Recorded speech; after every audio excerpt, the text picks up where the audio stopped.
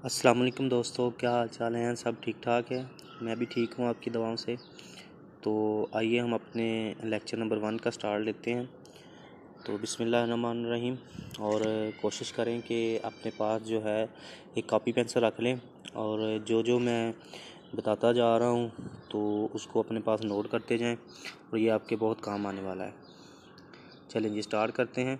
जैसा कि मैंने ये कहा था कि हमारे कोर्स की आउटलाइन जो है मैंने आपको पहले लेक्चर में बताई थी। अगर आपने देखा होगा लेक्चर तो उसमें हमारी आउटलाइन में पहला जो हमारा टॉपिक था वो हमारा टॉपिक था व्हाट इज़ इलेक्ट्रिसिटी।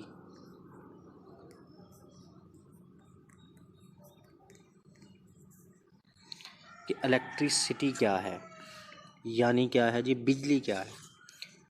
तो साथ साथ मैं उर्दू भी बताता जाऊंगा और इंग्लिश भी बताता जाऊंगा कि व्हाट इज़ इलेक्ट्रिसिटी, बिजली क्या है। और इसमें हम क्या डिस्कस करेंगे, इस टॉपिक में हम सबसे पहले डिस्कस करेंगे जी कि हम इलेक्ट्रिसिटी की डेफिनेशन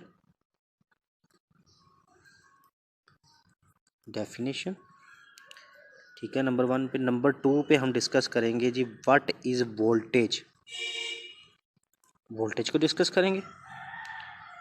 तीसरे नंबर पे मैं आपके साथ डिस्कस करूंगा जी व्हाट इज़, ये नोट कर लें अपने पास, व्हाट इज़ करंट, करंट क्या है। अच्छा, चौथे नंबर पे हम जो डिस्कस करेंगे, अब मैं इसको रेज कर दूं। चौथे नंबर पे हम जो डिस्कस करेंगे, सॉरी हाँ, चौथे नंबर पे हम जो डिस्कस करेंगे वो हमारे पास होगी रेजिस्टेंस,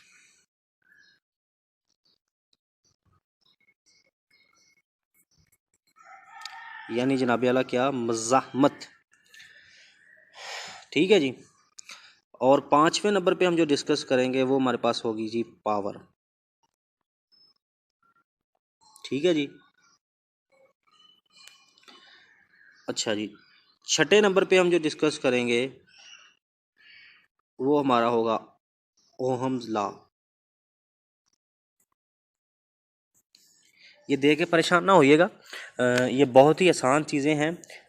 मतलब एक ही इलेक्ट्रिसिटी की डेफिनेशन अगर आपको समझ आ गई तो ये जो दूसरी 5 हैं ये खुद ब खुद आपको समझ आ जाएंगी। और छठे नंबर पे जो हमारा ओहम्स लॉ है ना, तो अगर आप इसको समझ जाते हैं, आप बड़े गौर के साथ जो है इसको अपने मतलब इसकी मशक करके बार बार इसको पुख्ता कर लेते हैं, तो मैं आपको यकीन से कह सकता हूँ कि आप कभी भी कैलकुलेशंस में इलेक्ट्रिकल की जो सादा सादा कैलकुलेशंस हैं उनमें कभी भी मार नहीं खाओगे। ठीक है जी, आइए जी हम स्टार्ट लेते हैं। तो वादे के मुताबिक जैसे मैंने कहा कि हम क्या क्या डील करेंगे जी, क्या क्या डील करेंगे, नोट किया आप लोगों ने अपने पास? जिसने किया वेल एंड गुड, और जिसने नहीं किया वो वीडियो को रिवाइंड करके जो है ना वो लाजमी नोट करे, ये बहुत ज़रूरी है जनाब। अगर आपने कुछ सीखना है तो ये बहुत ज़रूरी है। अच्छा, डेफिनेशन उसकी हम डील करेंगे। डेफिनेशन किसकी जी, इलेक्ट्रिसिटी की। इलेक्ट्रिसिटी की डेफिनेशन डील करेंगे जी। इलेक्ट्रिसिटी की डेफिनेशन क्या है जनाब, हम कहते हैं जी velocity of electron is called electricity. ये बहुत ही सादा सी तारीफ है, आप कह लें बहुत ही पुरानी और बहुत ही घसी पिसी जी तारीफ है, लेकिन समझने के लिए ये बेस्ट है। आपके जो ये 5-6 जो है ना टॉपिक्स, इनको समझने के लिए ये बेस्ट है। क्या जी, कि व्हाट इज़ द इलेक्ट्रिसिटी, और मैंने क्या जवाब दिया, the velocity of electron is called electricity. ठीक है जी, कि जनाब इलेक्ट्रॉन का एक सिमत में बह जाने के अमल को हम बिजली कहते हैं। इलेक्ट्रॉन के एक सिमत में बह जाने के अमल को हम बिजली कहते हैं। अच्छा जी, यहाँ तक आपको समझ आ गई जी। अच्छा, आगे हम क्या आगे हम इसको डील करते हैं जी। आपको पता चल गया जी इलेक्ट्रिसिटी क्या है। इलेक्ट्रॉन के एक सिमत में बह जाने के अमल को हम इलेक्ट्रिसिटी कहते हैं। ठीक है जी। अब इसको हम थोड़ा सा जो है ना हम जाते हैं डिटेल में। आप अब कुछ लोगों को ये नहीं पता होगा इलेक्ट्रॉन क्या है, ठीक है। और कुछ लोगों को सिमत का तो चलो सबको पता है कि एक सिमत में बह जाने के अमल को इलेक्ट्रिसिटी कहते हैं। ठीक है जी, मैं इधर एक डायग्राम बनाने लगा हूँ, इससे आपको हर चीज़ का जो है ना वो समझ आ जाएगी। हमने इधर एक कंडक्टर रखा, ये मेरा जो है ना एक कंडक्टर है। कंडक्टर क्या होते हैं जी जनाब? मौसल। मौसल क्या होते हैं? ऐसी चीज़ें जिनमें से करंट आसानी से गुजर सके। जिनमें कौन कौन सी चीज़ें शामिल हैं जनाब? हमारी तांबे की वायर है जी, कॉपर की वायर जो हम घरों में जिसकी वायरिंग करते हैं, सिल्वर की वायर है वो कंडक्टर में शामिल है, इंसान भी कंडक्टर में शामिल है। ऐसी चीज़ें जिनमें से करंट आसानी से गुजर सके हम उनको मौसल्स कहते हैं। ठीक है जनाब आला। अच्छा, ये मेरा एक कंडक्टर है, उसके अंदर मैं ये एक एरो के निशान बना रहा हूँ। ठीक है जनाब, ये क्या मैंने बनाया? एरो के निशान बनाए। एक साइंसदान था डाल्टन, उसने एक थ्योरी पेश की कि डाल्टन एटॉमिक थ्योरी। उसने कहा जी each particle made of atom, यानी उसने कहा जी दुनिया का हर चीज़ जो है वो एटम की बनी हुई है। ठीक है, और एटम के अंदर जो है वो इलेक्ट्रॉन मूव कर रहे हैं। दुनिया की हर चीज़ एटम की बनी हुई है और एटम के अंदर, ये सादा सी बात बस समझ लें थोड़ा थोड़ा, बस इसको ज़्यादा लंबे चौड़े सिस्टम में जाएंगे ना तो आप कंफ्यूज हो जाएंगे। ठीक है, और उसने क्या कहा था कि दुनिया की हर चीज़ एटम की बनी हुई है और हम उसकी थ्योरी को काफ़ी हद तक आज भी मानते हैं। ठीक है, उसने ये बात की, उसने कहा जी हर चीज़ एटम की बनी हुई है, एटम के अंदर जो है इलेक्ट्रॉन मूव कर रहे हैं। और उसकी थ्योरी के मुताबिक इसका मतलब है हमारी जो कॉपर की वायर है ये इलेक्ट्रॉन की बनी हुई है, सॉरी एटम की बनी हुई है। और इसके अंदर जो हैं वो हैं जी एटम जो हैं वो मूव कर रहे हैं। अब एटम के अंदर दुनिया की हर चीज़ एटम की बनी हुई है, एटम के अंदर क्या है जी? इलेक्ट्रॉन, प्रोटॉन और न्यूट्रॉन। अब इसके अंदर जो ये मैंने एरो का निशान बनाया ना, ये इलेक्ट्रॉन है। हमने इधर लगाया एक थोड़ा सा दबाव डाला इसके सिरे पे, एक सिरे पे दबाव डाला तो इधर से जो है ना इलेक्ट्रॉन जो है ना वो इस साइड को मूव करना शुरू कर गए। हमने एक दबाव डाला एक, ठीक है जी, एक दबाव डाला और उस दबाव डालने की वजह से मैंने लिख भी दिया है इधर, दबाव सही लिखा नहीं गया, चले तो दबाव डाला और उस दबाव की वजह से हमारे इलेक्ट्रॉन जो हैं वो एक सिमत से दूसरी सिमत में मूव करना शुरू हो गए। अच्छा, इस अमल को हम क्या कहते हैं जी? इलेक्ट्रिसिटी। ठीक है, अब हमारे पास ये बात यहाँ तक याद रखिएगा। अब मैं थोड़ा सा आगे जाना लगाऊँ, ये बात जहाँ तक याद रखिए, मैं फिर रिवाइंड कर रहा हूँ। इलेक्ट्रिसिटी क्या है जनाब? इलेक्ट्रॉन के एक ही सिमत में बह जाने के अमल को हम क्या कहते हैं? इलेक्ट्रिसिटी। वो कैसे बहते हैं वो मैंने आपको दिखा दिया जी।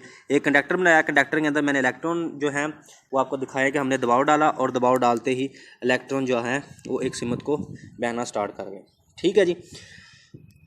अब आप लोगों अगर सोच रहे होंगे तो आप लोगों के जहन के अंदर जो है ना वो एक सवाल पैदा हो रहा होगा, यार ये दबाव जो है ये क्या चीज़ है? ये कौन सी ऐसी चीज़ है जो इसको मजबूर कर देती है इलेक्ट्रॉन को मूव करने के सिस्टम को? मैं वही जो डायग्राम जो है ना वो दोबारा फिर इधर बना रहा हूँ। ठीक है जनाब आला। दबाव, दरअसल ये दबाव बरकी दबाव है, यानी ये क्या है? वोल्टेज। इलेक्ट्रिसिटी की तारीफ वहाँ तक मुकम्मल हो गई कि इलेक्ट्रॉन क्या किए जी? इलेक्ट्रॉन के एक सिमत में बह जाने के अमल को हम इलेक्ट्रिसिटी कहते हैं। अब हम आगे वोल्टेज पे। वोल्टेज क्या है जनाब? हमने एक बरकी दबाव जो है वो कैसे, वो इलेक्ट्रिसिटी कैसे पैदा हुई कि जनाब हमने एक तार का सिरा लिया, उसके ऊपर एक बरकी दबाव लगाया तो उसमें वोल्टेज, उसमें जो है वो करंट पैदा हो गया। जैसे करंट पैदा हुआ तो हम इसको कह दिया हमने जी ये बिजली बन गई है जी। क्या ख्याल है? ऐसा ही है, ऐसे ही हुआ ना।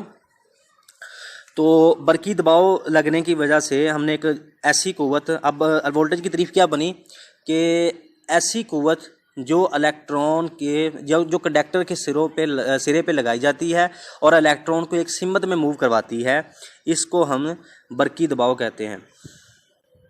या हम इंग्लिश में कह लें जी the force which can move the electron in a direction या in a velocity is called voltage.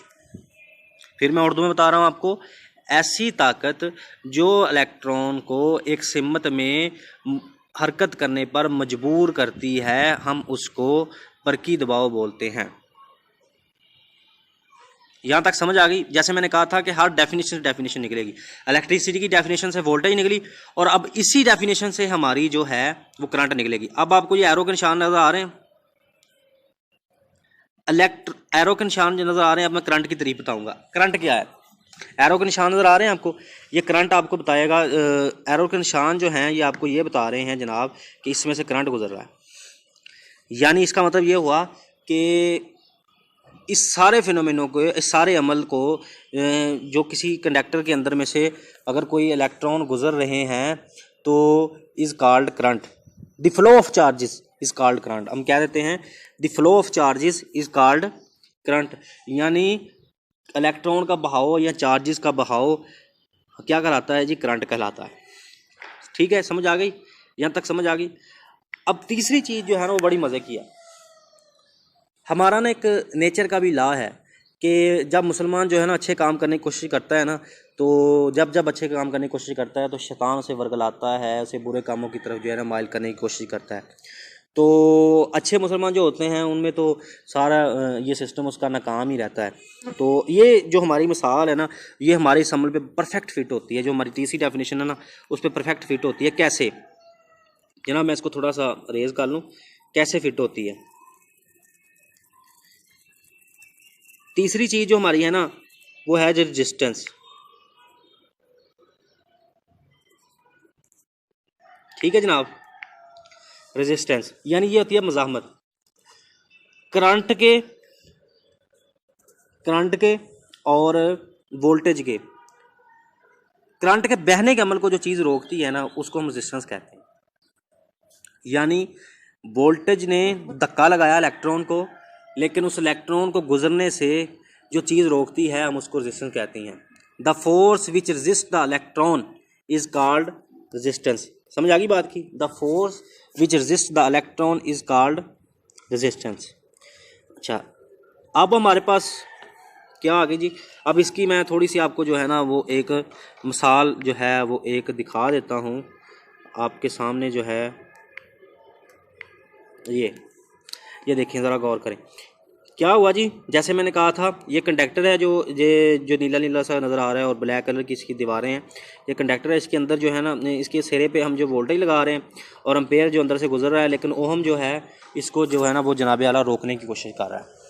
Ohm जो है इसको रोकने की, ओहम यानी रेजिस्टेंस, ओहम जो है वो रेजिस्टेंस का यूनिट है। ओहम इसको रोकने की कोशिश कर रहा है जनाब। तो ये हमारी आज का जो टॉपिक है हम यहाँ पे ख़त्म करते हैं।